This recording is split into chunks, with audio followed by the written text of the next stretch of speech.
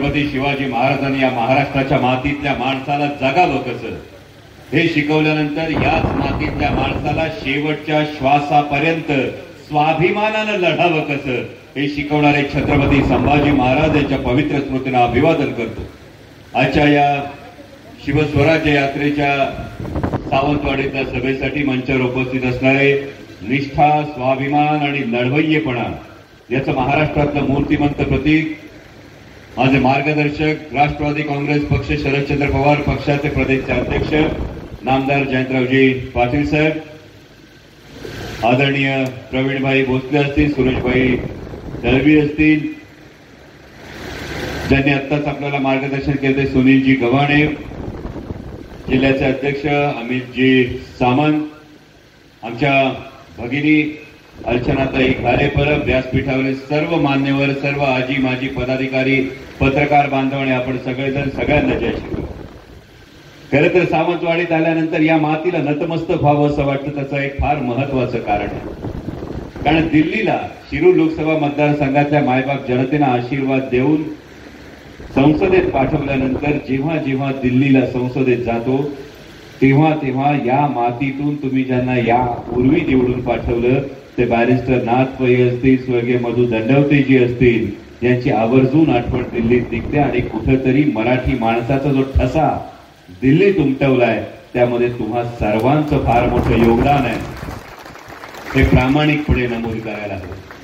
दुसरी फार महत्वाची गोष्ट आहे, जेव्हा महाराष्ट्रभर फिरत असतो, देशभर फिरत असतो, तेव्हा खरं तर गेल्या महिन्यापर्यंत एक उदाहरण देऊ शकायचं। गेल्या महिन्यानंतर थोडासा विश्वास, आत्मविश्वास डळमळीत झाला। कारण कुठेही कुणी काही उदात्त, उत्तुंग, चिरकाल टिकणारं असं काही सांगितलं तर ताठ मानेनं सांगायचो, अरे बघायचं असेल तर सिंधुदुर्गात जाऊन आमचा छत्रपती शिवाजी महाराजांनी बांधलेला सिंधुदुर्ग बघा, 350 वर्ष लाटा झेलल्या तरी सुद्धा ताठ मानेनं आमचा गड तसाच उभा आहे, हे ताठ मानेनं सांगायचो। पण दुर्दैवानं गेल्या काही दिवसात जी घटना घडली त्यांनी मान खाली जावी लागली।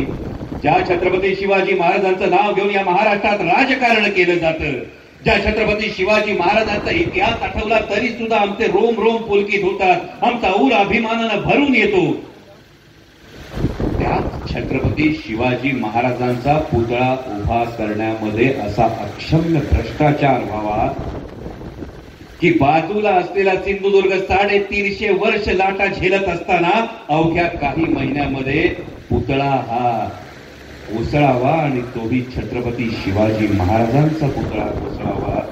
आणि मग त्यावेळी असं वाटतं ही केवळ चूक नाही, हा अपराध आहे, हे पाप आहे आणि याला माफी नाही म्हणजे नाही, ही खोडगाठ आपल्याला मनाशी बांधावी लागेल। आणि याच परिसरातला खरं तर मालवणचे सुपुत्र होते स्वर्गीय मच्छिंद्र कांबळे साहेब, ज्यांनी खरं तर आपली मालवणी भाषा 7 समुद्रापार नेली। ही 7 समुद्रापार मालवणी भाषा नेत असताना आजही मैलाचा दगड रंगभूमीवर ठरतं, ते वस्त्र हरण ठरतं। आणि त्यामुळे ज्या सरकारनं छत्रपती शिवाजी महाराजांच्या पुतळ्याच्या कामात सुद्धा भ्रष्टाचार केला, अशा 1 फूल 2 हात सरकारचं वस्त्रहरण केल्याशिवाय या निवडणुकीत गप्प बसू नका, एवढीच तुम्हाला कळकळीची सांगणं आहे। मगाशी अमित भाईंनी सांगितलं, खरं तर अमित भाई योगायोग असा आहे, तुम्ही एका जादूगाराची गोष्ट सांगितली, मी सावंतवाडीत आलो, रिक्षा फिरत होती भोंग्यावर, कुठल्या तरी जादूगाराचे प्रयोग, खरे खरे जादूगाराचे प्रयोग आहे ना, कुठले तरी जादूगाराचे प्रयोग येतात तेवढं, रिक्षा फिरत होती मी ऐकली। पण मला अमित भाईंनी नवीन जादूगारांची ओळख करून दिली, म्हणजे तो जादूगार असेल तो सगळ्यावाला जादूगार, इकडे जाकीटवाला बी जादूगार असं कळतंय। आणि जाकीटवाल्या जादूगाराची जादू फार मोठी आहे, कारण आजार बरा झाला नाही तर आपण एकदा हॉस्पिटलमध्ये जातो, आजारी पडल्यावर हॉस्पिटलमध्ये जातो का नाही, जर नाही बरा झाला तर काय करतो, परत जातो का नाही, तरी नाही बरं वाटलं तर काय होतं, परत जातो का नाही, तरी नाही बरं झालं तर काय करतो, डॉक्टर बदलतो का नाही? हॉस्पिटलमध्ये इतक्या वेळा गेल्यानंतर आजार बरा झाला नाही तर जर डॉक्टर बदलत असाल तर वारंवार भूमिपूजन होऊन जर मल्टी स्पेशालिटी हॉस्पिटल होत नसेल तर काय बदलायचं आता तुम्ही ठरवा.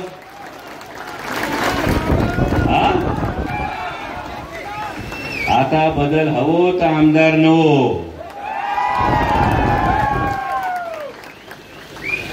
कारण ही आश्वासनांचा जो काय पाऊस पडतो सावंतवाडीमध्ये तो मला पसंत. मी कधीच वैयक्तिक टीका करत नाही, पण एका पाठोपाठ आश्वासनांचा पाऊस पडतो. म्हणजे तुमचा सेट टॉप बॉक्सचा कारखाना सुरू झाला, चष्म्याचा कारखाना सुरू झाला, ते नरेंद्र डोंगरात ट्री हाऊस होणार होतं ते झालं, वेळागरच्या ताजचं भूमिपूजन झालं, मालवणचं एसटी स्टँड झालं, कुडाळचं एसटी स्टँड झालं, सावंतवाडीचं एसटी स्टँड कसं चाक चाक चाक चाक चमकतंय ना, चाक चाक चाक चाक सावंतवाडी. प्रॉब्लेम काय झाला तू ऐका, कोणाला तरी उगाच दोष देऊ नका. माणसाची काम करण्याची पद्धत चांगली पाहिजे. म्हणजे काम करण्याची पद्धत कशी पाहिजे तर शालेय विद्यार्थ्यांना गणवेश देणार असं सांगतात माननीय शालेय शिक्षण मंत्री. यामध्ये अनेक सुरस आणि चमत्कारिक कथा सांगितल्या जातात. यामध्ये असं कानावर येतं की 1700 कोटी रुपयाचं टेंडर झालं. 1700 कोटी लिहून बघा, लिहिता येतं का 1700 कोटी. 1700 कोटी रुपयाचं टेंडर झालं. माननीय मुख्यमंत्री महोदयांनी विधानसभेमध्ये गणवेश दाखवला. बघा बघा क्वालिटी कशी चांगली. अजूनही माननीय मुख्यमंत्री महोदयांचा व्हिडिओ असेल बघा, सोशल व्हिडिओ असेल, मुख्यमंत्री महोदय सांगतात बघा एक नंबर क्वालिटी, एक नंबर क्वालिटी. गणवेश शिवून आले, 15 ऑगस्ट उजाडून गेले तरी पोरांना गणवेश मिळाले नाही. जे शिवून आले तेव्हा एक बाई एवढी, दुसरी बाई एवढी, एकाचा खिसा दुसऱ्याला, तिसऱ्या. बरोबर का नाही ताई?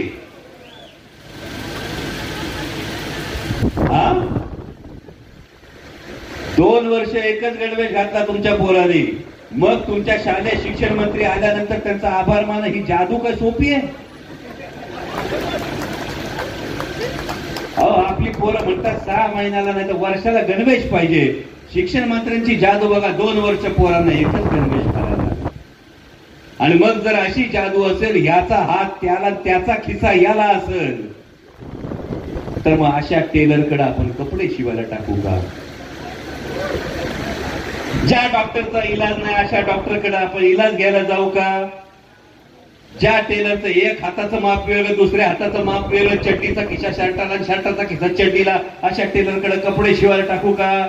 मग ज्याच्या माध्यमातून हे सगळं होतंय त्यांना जरा आराम करू द्या. 15 वर्ष आमदार, 7 वर्ष कॅबिनेट मंत्री, एवढा माणूस शिरल्यानंतर आराम करायला देणं हे तुमच्या प्रत्येकाचं कर्तव्य आहे. आणि त्यामुळं आता आपला मंत्र असा, आता बदल हवो, आमदार नो. कारण ही महत्वाची गोष्ट आहे. येणारी निवडणूक ही केवळ विधानसभेची निवडणूक नाही. मगाशी सुनीलजींनी सांगितलं, तुमच्या हातातोंडचे रोजगार असे हिरावून दिले जातात. वेदांता, फॉक्सकॉन, टाटा एअरबस, सिंधुदुर्गचा पाणबुडीचा प्रकल्प 4.5 लाख कोटी रुपयाची गुंतवणूक येणार होती, ज्यामधून किमान 6-6.5 लाख मराठी तरुणांना रोजगार निर्माण होणार होता. हे सगळे रोजगार हातोहात पळवले गेले. आणि हे हातोहात पळवले जात असताना ज्या छत्रपती शिवाजी महाराजांचं आपण नाव सांगतो, त्या छत्रपती शिवाजी महाराजांना त्या काळी दिल्लीपतींनी सांगितलं होतं, खिल्लत देतो, दख्खनची सुभेदारी देतो. छत्रपती शिवाजी महाराजांनी सुभेदारी स्वीकारली नाही तर खिल्लत उधळून दिली. आणि महाराष्ट्राचा स्वाभिमान काय असतो ते उभ्या दुनियेला समजलं. टाळ्या वाजवत असताना मनाला हाही प्रश्न विचारा की त्याच छत्रपती शिवाजी महाराजांच्या महाराष्ट्रात 350 वर्षानंतर दिल्लीपती आता विचारतात, तेव्हा खिल्लत मिळत होती, आता मंत्रीपद मिळतं. आणि मंत्रीपद मिळत असताना ज्या महाराजांनी खिल्लत उधळून महाराष्ट्राचा स्वाभिमान दाखवला होता, आता मात्र मंत्रीपदाची झूल पांघरण्यासाठी महाराष्ट्राचा स्वाभिमान दिल्लीच्या पायावर गहाण ठेवण्याचं पाप या 1 पूल 2 हात सरकारने केलंय. आणि म्हणून आता ही निवडणूक केवळ विधानसभेची नाही, ही निवडणूक महाराष्ट्राच्या स्वाभिमानाची निवडणूक आहे. कारण ज्या महाराष्ट्रानं स्वर्गीय यशवंतराव चव्हाण साहेबांपासून प्रगतीशील राजकारणाचा वसा आणि वारसा हा संपूर्ण देशासमोर ठेवला, त्या महाराष्ट्रात खरं तर जून मध्ये काय झालं? जून 2022 मध्ये हिंदू हृदय सम्राट शिवसेना प्रमुख बाळासाहेब ठाकरे यांनी निर्माण केलेली शिवसेना, ही शिवसेना फोडण्यात आली आणि त्यानंतर आदरणीय शरदचंद्रजी पवार साहेबांनी निर्माण केलेला राष्ट्रवादी काँग्रेस पक्ष फोडण्यात आला. बरं, एवढं सगळं झाल्यानंतर मला तर कळलं सावंतवाडीवाले पहिल्या गाडीने टुनकन उडी मारून गेली. हा, पहिल्या गाडीने टुनकन उडी मारून जादू ना, म्हणजे जादूगाराची जादू काय भारी बघा. विचार करा, पहिल्या गाडीने टुनकन उडी मारून तिकडे गेले, पण का गेले? लोक सांगतात विकासासाठी ही भूमिका घ्यावी लागली, पण त्याच वेळी जेव्हा तुम्ही भूमिका बदलत होतात तेव्हा एक परिस्थिती अशी निर्माण झाली होती, हा महाराष्ट्राचा स्वाभिमान 50 खोक्यात विकला जाणार, दबावाला बळी पडणार की नाही, हे लोकसभा निवडणुकीत सगळे पाहत होते आणि महाराष्ट्रातल्या तमाम जनतेने दाखवून दिलं. तब्बल 31 खासदार हे महाराष्ट्रातून महाविकास आघाडीचे, इंडिया आघाडीचे दिल्लीला पाठवले आणि हे 31 खासदार गेल्यानंतर आता विधानसभेला दाखवून द्यायचंय तुमच्या सगळ्यांपर्यंत पोहोचलं. 50 खोके पोहोचले का? नाही, 50 खोके आपल्यापर्यंत पोहोचणारच नाही. त्याचं कारण भी सांगतो, कारण चाय पे शुरू हुई सरकार गाय पर आकर अटक गई. चाय पर शुरू हुई सरकार गाय पर आकर अटक गई. बात तो हुई थी 15 लाख की, 1500 में कैसे सिमट गई? चाय पर शुरू हुई सरकार गाय पर आकर अटक गई. बात तो हुई थी 15 लाख की, 1500 में कैसे सिमट गई?